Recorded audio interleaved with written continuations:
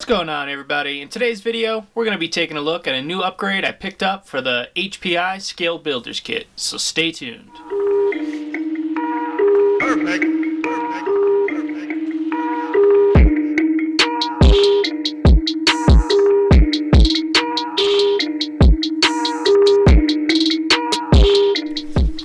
Alright, what's going on, everybody? RC Propaganda here. In this video I just want to show you guys this new piece I picked up for my HPI Scale Builders Kit. It is this BowHouse battery tray. I really did not like the setup that this truck had with the battery in the rear of the vehicle. So I went ahead and I picked this up off of A-Main Hobbies. I'll throw a link in the description in case you want to pick one of these up if you get one of these kits. Right away, first impressions, quality print. Looks like some nice nylon. It's not PLA. They got their little logo in it.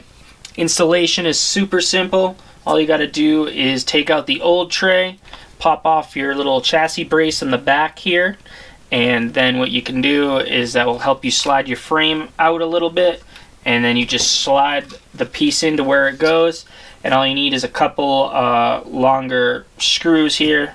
The factory ones are just a little bit too short, so you just put some longer screws in there and it holds it right in there. The screws are not included, by the way, so you will have to provide those, and also you will have to provide a strap.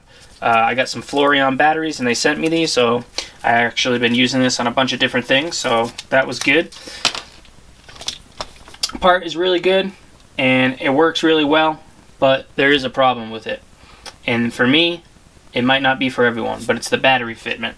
My battery fits on the tray. The tray's got plenty of size to it, but the problem is, let me get it, I'll show you, is my power wagon body isn't gonna fit. The battery sticks out and it hits on the side steps, where a lot of bodies, they are a little bit wider here. I'll show you.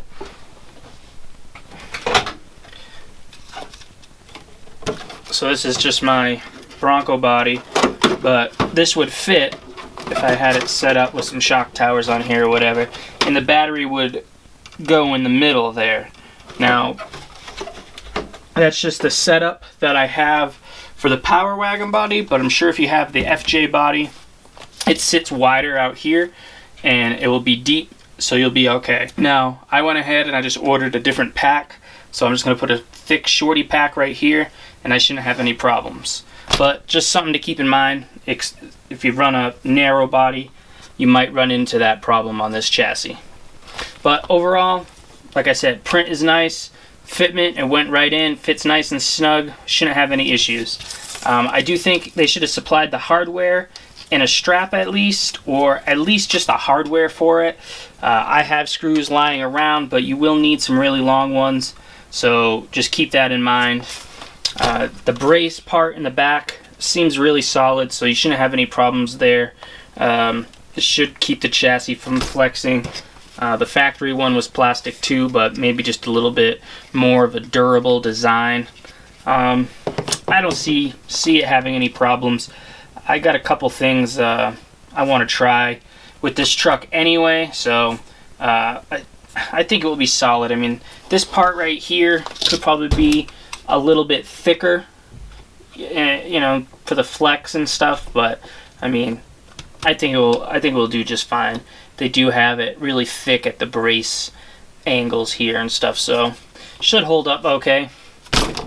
But yeah, that's gonna be it. I just wanted to show this BowHouse RC battery tray real quick for your HPI Scale Builders Kit. If you have one of these trucks and you are suffering from the weight in the rear with that setup, pick one of these up and you'll be good to go.